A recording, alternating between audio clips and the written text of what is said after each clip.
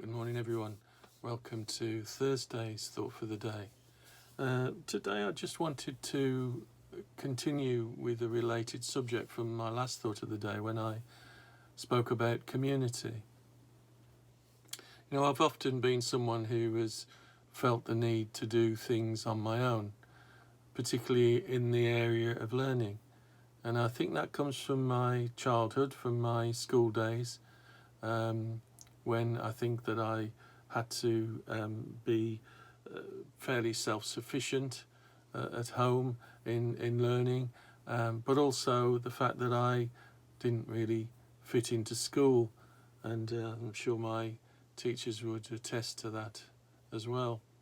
But in more recent years, I've gradually learnt the value of community in learning, that it's far more effective to learn with others than in solitude.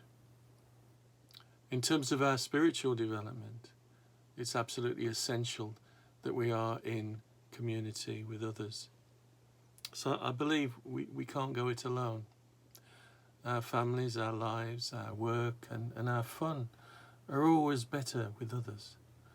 We crave togetherness. I know that's what I'm craving at the minute. And when we're connected to each other, we're better for it. The greatest lie in the world, I think, is that we don't need anyone. And yesterday I was reminded of one of my favourite proverbs from the Bible. And when it says, as iron sharpens iron, so one person sharpens another. We all need each other. We make each other better. Now, I understand, and there may be more, I don't know, I'm no engineer or scientist or whatever, but there are two main methods of sharpening that I know of. The first is a grinding sharpening, and the second is a wet, polishing sharpening. Just like sharpening a knife or a tool, we sharpen each other in the same manner. And sometimes it's like the former, and other times it's like the latter. Sharpening an axe on a grinding wheel is a rough, sort of fierce experience. Sparks are flying, and the axe head, if you're sharpening an axe head, is getting hot, and you smell the friction in the air. And most times it's quite loud. It's rough, but it's effective. And when two people sit down and have to have a very difficult conversation about life, it can be very similar to this dry style of sharpening. Sparks can fly, and conversation might get heated, and it won't necessarily be fun. I know these are the conversations we attempt to avoid most of the time, but we know that sometimes they may be necessary. I remember my dad every Sunday, he would sharpen the carving knife using a whetstone. He took a little water, put it on the stone, and then he slowly sharpened the blade over it. And as he went, it created a very fine sharpness to the blade, which would then be able to carve through the inevitably overcooked joint of meat. And that was the style of sharpening where it's more about the care of the blade as well as its efficiency.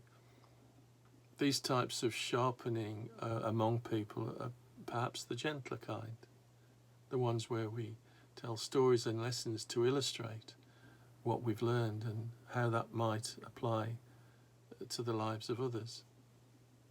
They're the times when we lift each other up to build encouragement into our lives and make each other not only more sharp, but hopefully growing in wisdom in who we are as people. And it doesn't really matter what your age, your stage of life, what race you are, what your family background has been. What does matter is that people want to learn from each other and are humble enough to do so. And a couple of ways we can sharpen each other. One's like a one-to-one. Recently, Tom had a query from someone asking if it would be possible for them to have a mentor to enable them to grow in faith. I think that's a wonderful idea. When I was doing my reader training, I had a mentor. It was invaluable to me. Helped me to talk through issues, challenged me, encouraged me. It helped that we got on with each other and shared the principles and values of our mutual faith. She was sharpening me. And I was also being sharpened by the group I was training with. But that mentor, her encouragement, her steadfastness and her discerning spirit helped me to understand things about myself and my faith that enabled me in more ways than one. And sometimes the best sharpening happens within a group. And I can vouch from that, as I've already said, from my training. In these settings, we're able to grow due to hearing multiple viewpoints and life experiences, and we grow friendships which will last. And I'm certainly missing the contact with that training group at present. We vowed that we would continue to meet, and obviously COVID has prevented that. Each one of us came from a different background, age, ethnicity and stage of life, but we all spoke into each other's lives. Encouragement and building happens in groups like these.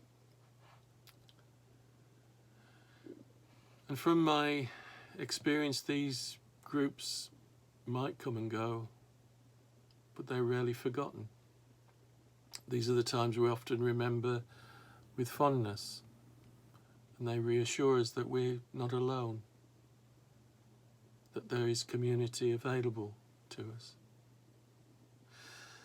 And we need to ask ourselves, I think these are constant questions really, they're not finite. That we need to ask ourselves where we need to be sharpened. We're always in need of being sharpened.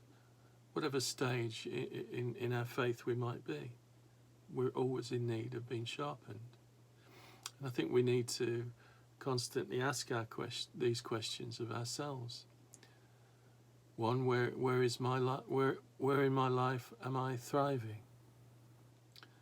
Where in my life am I struggling? What do I find comes easy? What do I find more difficult for me?